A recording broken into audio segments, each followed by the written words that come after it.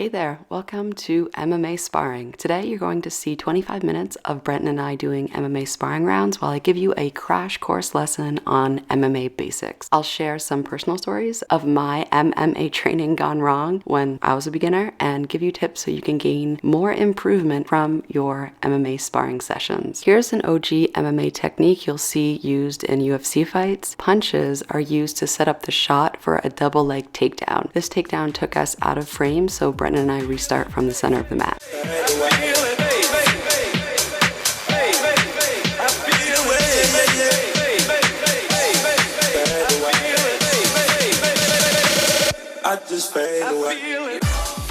In grappling, this is a side control. In jiu-jitsu, it's commonly referred to as a scarf hold. In wrestling, it would be called a pin. Judo really makes this position shine because it's a common landing position after a judo throw. In judo, this side control is called keisagatame. Your next MMA lesson is an important lesson in mixed martial arts history. Brazilian jiu-jitsu came from judo. Judo was actually jiu-jitsu, renamed and rebranded by Kano Jigaro so it could be taught in Japanese schools. Before Kano's rebrand, jiu-jitsu was associated with feudal Japan, and Japan just wanted a new peaceful vibe. Today, we typically call ground fighting jiu-jitsu, and my takedowns can be called crappy judo or good enough to work in BJJ and MMA. In other words, nowadays judo is more associated with takedowns and jiu-jitsu with ground techniques, but each martial art has both. There's just a different focus. I have a martial arts history lesson video if this interests you, and I'll put a link in the description for you.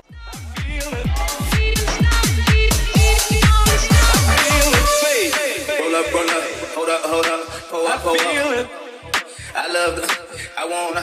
I'm trying to feel it. I'ma rock the boat, work the middle till it hurt. I feel it.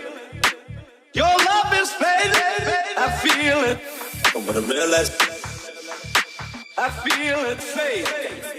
Lesson 2. The scarf hold can become a mounted crucifix. The mounted crucifix is an excellent position for ground and pound because when you trap their arms, that means they cannot defend against strikes. This means a ground and pound KO. The key is to be able to hold this position. When you add strikes, you get explosive escape reactions. If you can hold a wild white belt full of ego who's 50% bigger and stronger than you, then you can definitely hold a person who is your weight, who has the added motivation to escape. Because getting punched in the face is more motivational than Tony Robbins on his best day. Like, I've never wanted to get out of bottom positions faster than when I'm getting punched in the face. Oh yeah, thank you so much. It's because of you that this channel just hit the 5K achievement milestone. So definitely subscribe to be part of the 5K OG crew before we get to 6K.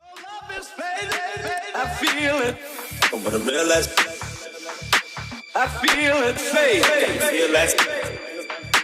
I feel it fade. Better act like you know better. I feel it fade. I just fade away. I feel it Listen, the coolest thing about training mixed martial arts is seeing those special techniques that repeat in the different martial arts you train. I first experienced this move 2 years ago because my MMA coach always did this to me during sparring. Then it was taught in jiu-jitsu. Then my wrestling coach taught this move 2 weeks ago. When I saw it for the third time from 3 different martial arts teachers, I was like, all right, like this is gonna be my move. Takes us to our third MMA lesson. In order to train and achieve, you must believe. Pick a move and tell yourself, this is my move. Practice, believe, and repeat. If you focus and believe, like really believe, you'll hit it live. You will get better faster. I remember I started jiu-jitsu because I secretly had this goal to take an MMA fight. The school I started at, full of killers. If you're ever in Portland, Maine, go to the academy and tell J-Jack I sent you. The academy's vibe and my admiration for my coach made me understand how Stockholm Syndrome works, okay? Training with these killers made me feel, well, I was getting beat up every night, like soul-crushing pressure, tortured. This is just part of the training, like Invictus type, head is bloody,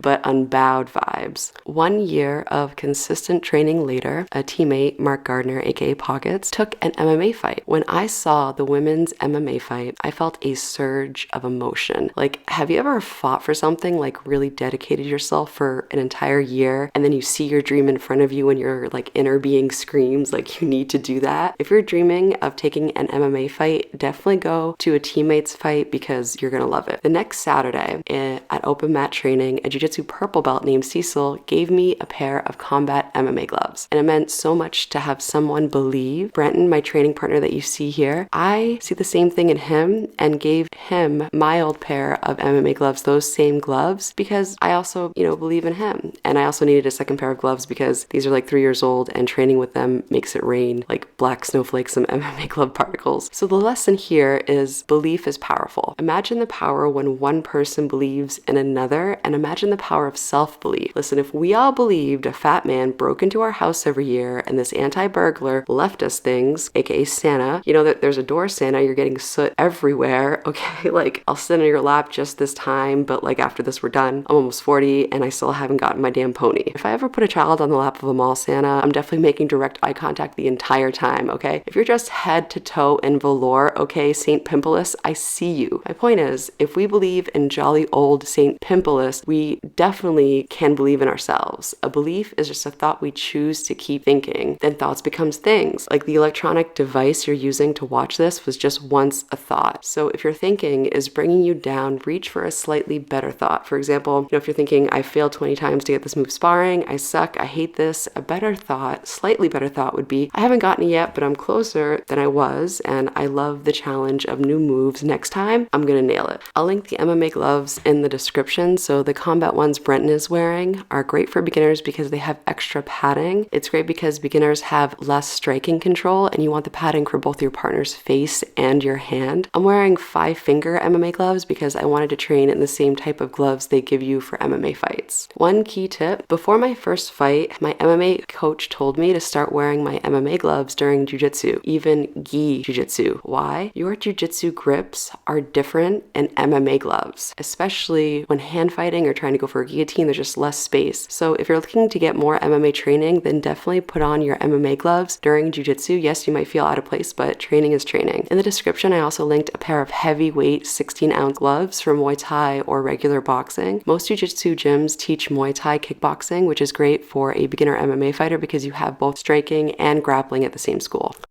I feel it. Your love is fading. I feel it. But I realize I feel it fade. I feel it fade. But I act like you know better. I feel it fade. I just fade away. I feel it fade. I feel it fade. I feel it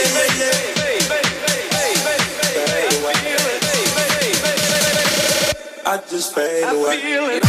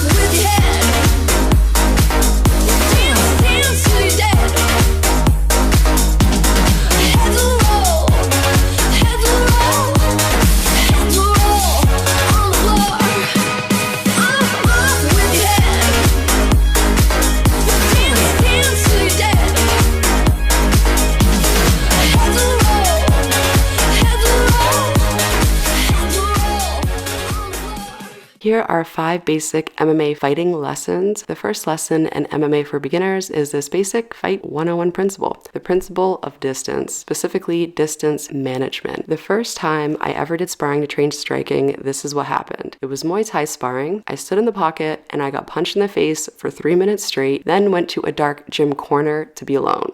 Between you and me, I was good. I had something in my eye. It could have been allergies or an eyelash. I remember looking up and seeing Amanda Buckner a BJJ black belt and MMA fighter, she took one look at me and held in her laughter and asked, hey, like, are you okay? My training partner said, like, I don't know what it is. People just come in here and think they can fight. I mean, I had thought after training jiu-jitsu for over a year, I would have been just a little better, but striking is a different skill, a different martial art. Wrestling and jiu-jitsu, yeah, transferable skills. Grappling, siblings, they see each other every day. Jiu-jitsu and Muay Thai, they're like third cousins, sharing some collar tie and clinch principles and maybe and definitely some foot sweep takedown techniques, but they just like only see each other at Christmas. So as a beginner trying to get into sparring, here's how you don't get punched in the face so you don't have to cry in the corner, okay? No one puts baby in the corner except when you get punched in the face repeatedly. The key is being bouncy so you can get in and out. Stay on the balls of your feet so your heels should not touch the mat. Coaches have even put sharp tacks on the bottom of fighters' heels to train this. Right now I'm training with a 2-hour-old sprained ankle, so it's not the best example of form, but it is an example of sometimes you just gotta train even when it's not your best training day. But next time, at least I, should tape it, like hashtag self-care, but keep about a walking stride distance between your feet and pretend like you're G.I. Joe and the distance between your feet is soldered into a plastic platform. Swivel instead of having your legs cross. If you're sparring against a good Muay Thai kickboxer and they see crossed up legs, that's giving them a foot sweep. That's like me standing in the pocket with my hands behind my back and my chin lifted. In MMA and Muay Thai, this basic lesson is called footwork. If you step out of the way, they cannot hit you. This works not only as a great way to not get punched in the face, but it also serves as a way to not get kicked or teeped. Step back, swivel. That's the simplest technique, and it sure as heck is more simple than the coordination and details it takes to block a kick. Basic does not mean low level. Basic techniques done at highly technical levels are in another world. They feel different. So don't ever confuse basic with less than. If you get great at basic techniques, well, now you're talking champion level. Next, we'll talk about the guard, fighting stance, and striking in MMA lesson number 2.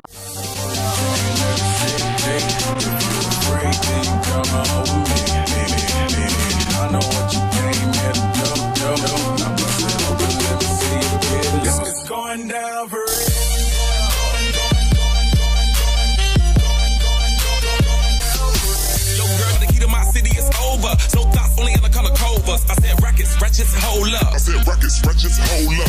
I know you came here to see. If you afraid, then you come on with me. I know what you came here to do. Now bust it open, let me see you get it. It's going down for real.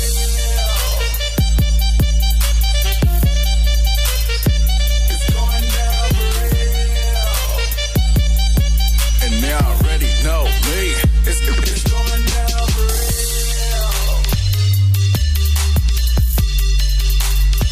It's going down for real.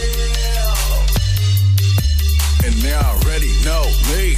It's going down further than famous. You're my girl, you never seen her. Cause my tins broke limousines. Fuck my touch, say it's the Midas. We the plus, your man, the minus. My team blowing on that slam. Make you cough, that's bronchitis. Put your hands up. It's a stick up, no more makeup. Get that on the floor, ladies, put your lipstick up. Double entendre. Why you hating, I get money, then I double up tundra.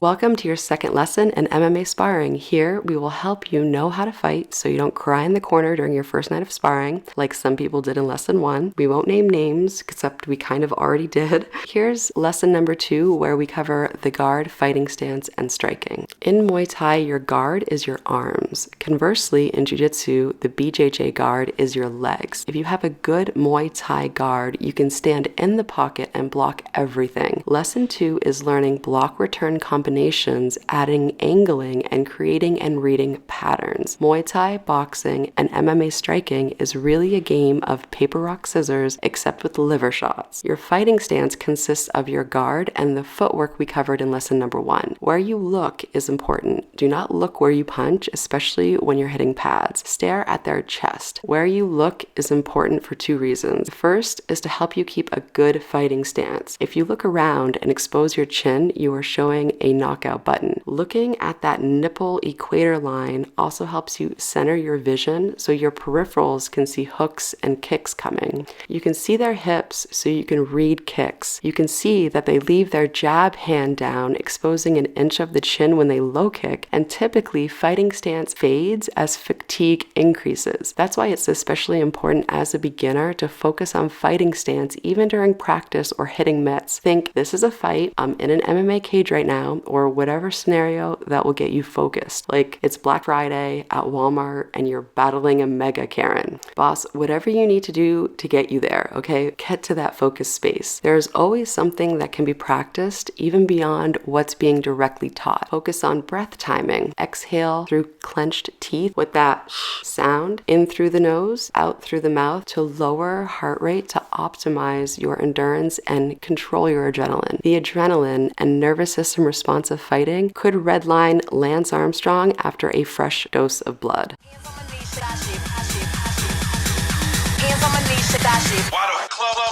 I've been listening, brunch, shit. Order 42 for the table, let's pop shit. Bitch, hair oil on my top shit. Coming from the closet. Hoes trying to call me a snake. Shit, I guess I can relate with a whole lot of venom. And since these feet is a whole lot of dinner, I walk around the house butt naked and I stop at air mirror just to stare at my own posterior. I don't give a cool talk behind my back, cause the knew better than to let me hear.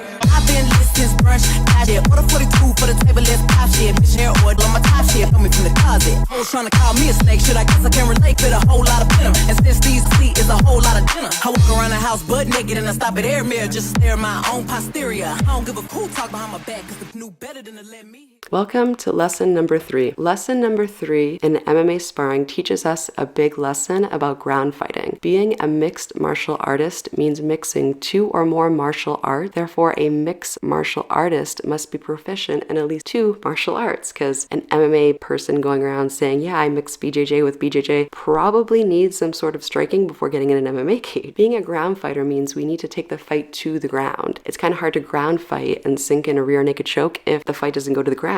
That's why takedowns are important. Remember when I told you that the BJJ player should learn striking? Well, get this. This is like a Chuck Norris joke. Did you know that judo, yes, the one with takedowns, is actually a striking martial art? Yes. In judo, an ippon is when you strike your opponent with the earth. Judo is literally the Chuck Norris of martial arts, okay? Striking is like, hey, I plan on throwing my rock solid fist. It's unbreakable, really. It's like a hard rock at the end of my arm. And judo is like, well, I don't always get into fights, but when I do, I hit them with the earth.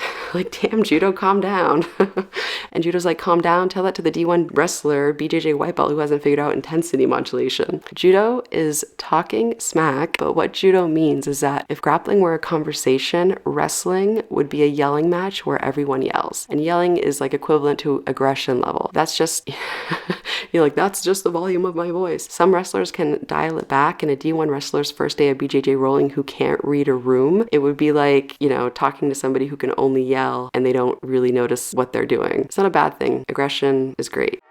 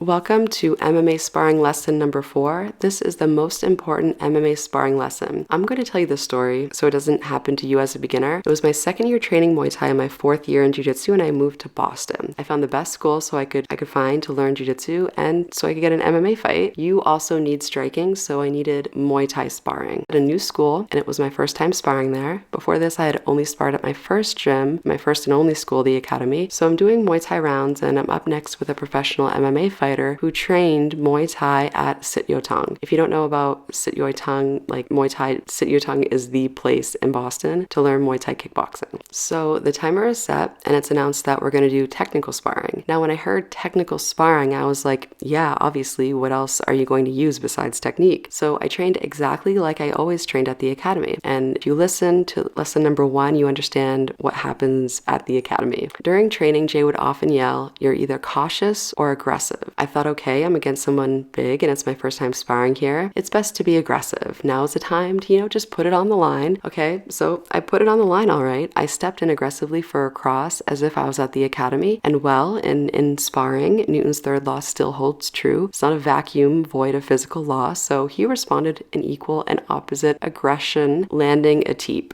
Listen, that heavyweight professional MMA fighter teeped me so hard. A Muay Thai boxer woke up from a deep sleep in Thailand and yelled, "Teep." I got teeped so hard, the lining of my uterus was like, "Crystal, C-Money, Queen of the North, you messed around and you found out, and we're not sticking around here for round 2. We're hitting eject." So yeah, besides the lesson of hedge your bets and wear dark shorts, technical sparring is a slower, less hard exchange sparring style, and you will get what you give. Different schools may have different sparring styles. As judo from MMA lesson number 3 would say, read the room. Of course, I played it off, and that's what fighting is. You can't ever show your hurt in an MMA fight. Jay used to always yell, "Fix your face." Take discomfort and pain with a stone cold face. Well, MMA training anyway. In real life, we want to process the emotions because being angry is still an emotion.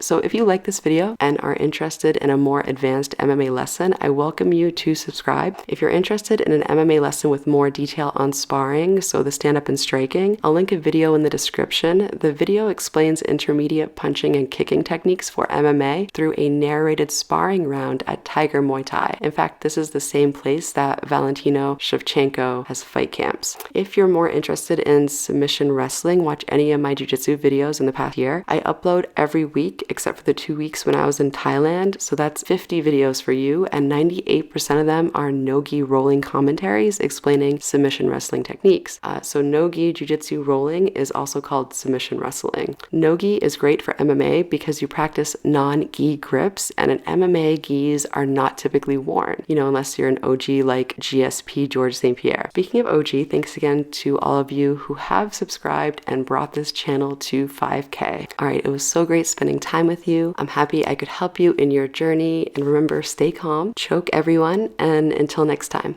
love you, bye. 21st century, doing something mean to it. Do it better than anybody you ever seen. Do it. Screams from the haters, got a nice ring to it. I guess every superhero need theme music. No one man should have all that power. The clock's ticking, I just count the hours. Stop tripping, I'm tripping off the power. The system broken, the schools closed, the prisons open. We ain't got nothing to lose, but we roll with some light-skinned girls and some Kelly Rose. In this white man world, we the ones chosen. So good night, cool world, I'll see you in the morning.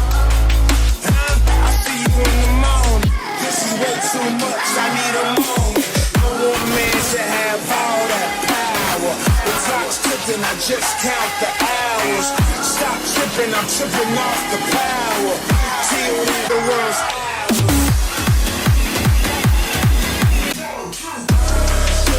nigga sauce is Napoleon, my foes is Mongolian, my ice brought the goalies in that.